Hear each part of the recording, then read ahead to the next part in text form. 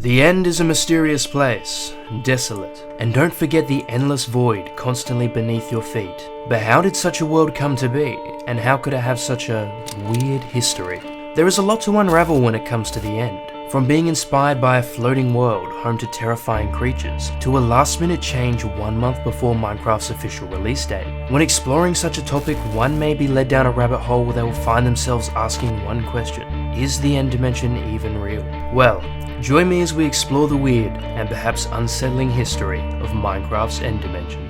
We'll start where it all began, the beginning. January 6, 2010, Mojang releases a map type simply called Floating. The map type would generate floating islands which were populated with terrain based on the selected map theme. Map theme was a feature in in-depth versions of the game that allowed players to choose a theme that would dictate certain aspects of their world. These included normal, hell, with aspects such as lava lakes, and 2 other themes. Anyway, the floating map type would disappear in the inf-dev version of the game. However, it seemed the idea of a floating world had not yet left the mind of the Mojang developers. And about 1.5 years later, on May 19th, 2011, Notch would tweet several pictures of a new floating world in Minecraft, the Sky Dimension. This would appear visually to be very similar to the overworld and featured multiple large floating islands. The dimension was partially intended to be the opposite of the Nether, heaven if you will, and sat above the clouds. Notch would intend on completing the Sky Dimension, confirming it in a tweet. However, this is something that Minecrafters never came to see. But why was this? And how does the Sky Dimension relate to the end? Mojang developers identified one major issue with the Sky Dimension: an extreme breakdown in performance. This was due to the top-down lighting from the sun and the way the game calculated light rays. Mojang originally planned to release the Sky Dimension in the upcoming Adventure Update, also known as Minecraft Beta 1.8 and 1.0 respectively. However, they could not fix the performance issue. Not wanting to disappoint players, they removed the sun, giving the dimension an equal lighting level, thus fixing the problem with performance. But that presented yet another issue.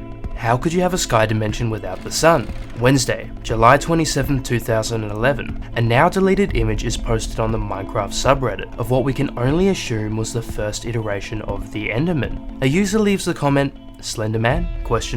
to which Notch replies, "That's it, I'm officially naming them Endermen," simply removing the first 2 letters from the word Slenderman. We can't say for certain, but this user's comment could have very well inspired the name for Minecraft's next dimension. Endermen would be introduced to the game, but the public were unaware of the end dimension at the time. Endermen simply appeared as another mob. They initially had green eyes, emitted a black smoke, and could pick up any full block. And so while players defended themselves from Endermen, Mojang would be busy preparing a new dimension, which could not have the sun due to performance issues of the Sky Dimension. Notch would first reference the end dimension in a joke. 3 days later, some players had petitioned for Endermen to be renamed Farlanders, to which Notch replied he was more likely to change the name of the Farlands to The End. October 6, 2011, Notch posts a weird message on Twitter that at first glance appears to be gibberish. It read the following: a Reddit user would discover that this was actually an encrypted message, and using ROT13, a letter encryption algorithm, would decode the message. Ender Dragons, to which Notch would confirm the decryption. The puzzle was now coming together, and with Enderman and Ender Dragons now revealed, inquisitive players suspected something more than just 2 new mobs. Then on October 7th, 1 day later, Notch would reveal the first ever image of the End as we know it. The picture depicted the End Island, almost indistinguishable from the End Island we have today, and the Ender Dragon, which seemed to be in development at the time. And with that, the End Dimension was first released in Beta 1.9 pre-release 4, ready for the official release of Minecraft. Upon its release, there was a very out of place looking block used in the End Portal room. This block actually gives us more clues that the End was indeed originally the Sky Dimension. The block was known as an End Portal block, but its blue, transparent appearance hinted that it had to be designed for something else, a Sky Dimension perhaps. Very soon this portal block would be replaced by End Portal frames, and the End Dimension given a purple hue. Now, this leads me to a very unsettling theory, but first, I want to talk about what actually inspired the End Dimension. A Reddit user pointed out something about the End that I had never seen before, a striking similarity between it and another world that seemed too similar to be a coincidence. In the game Half-Life, there is a dimension called Zen, a border world, a plane of existence that connects 2 or more dimensions. Zen appears as a dimly lit world, with a purplish hue, made up of floating islands above an endless void. Sound familiar? The islands bear a striking resemblance to Endstone, with the same yellowish hue and coral-like texture, exactly how Jeb described Endstone to be. Zen is inhabited by Vortigauns, alien creatures that have the ability to teleport. There even exists a boss known as Nihilith, which to kill you must first destroy crystals to stop it from healing.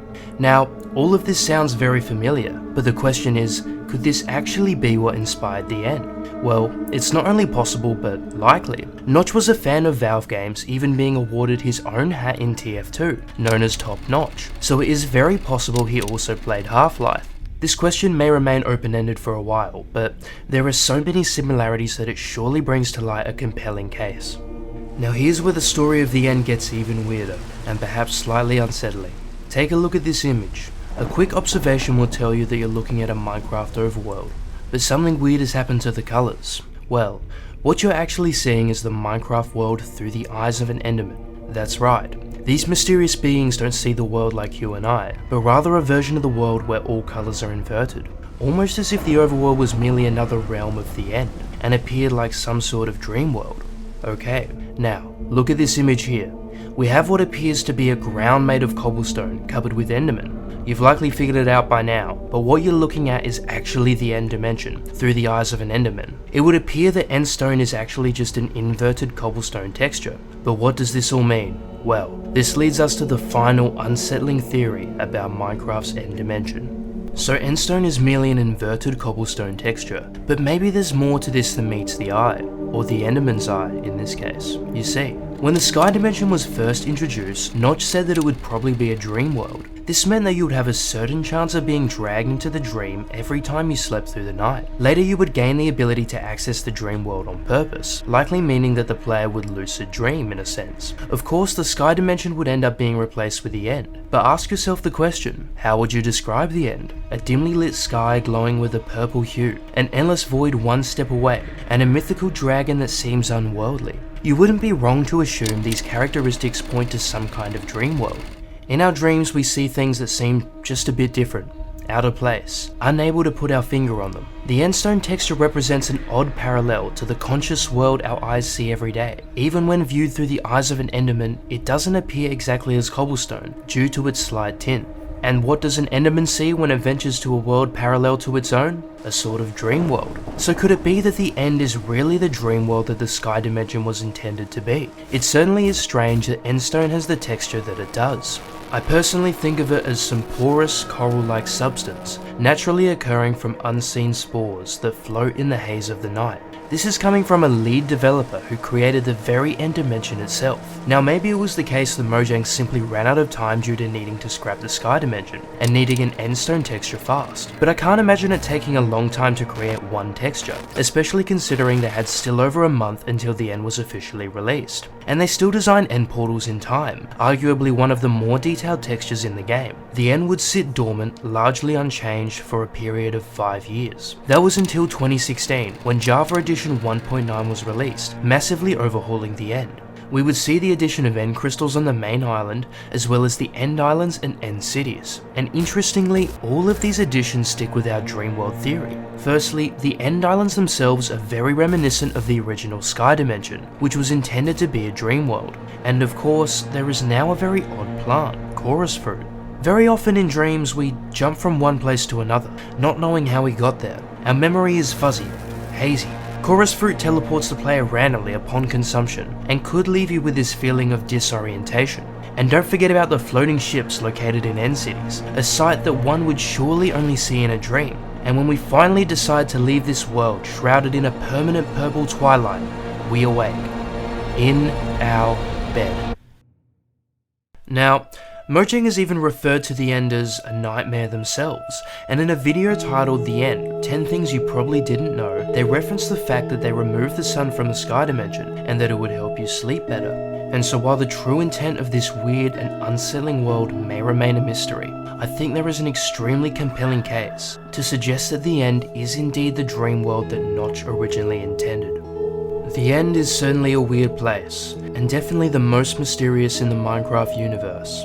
There is a lot we may never know, and trying to find answers may be as futile as peering into its endless void. But it's also a very interesting place, and I would say the most intriguing place that our Minecraft characters might ever set foot on.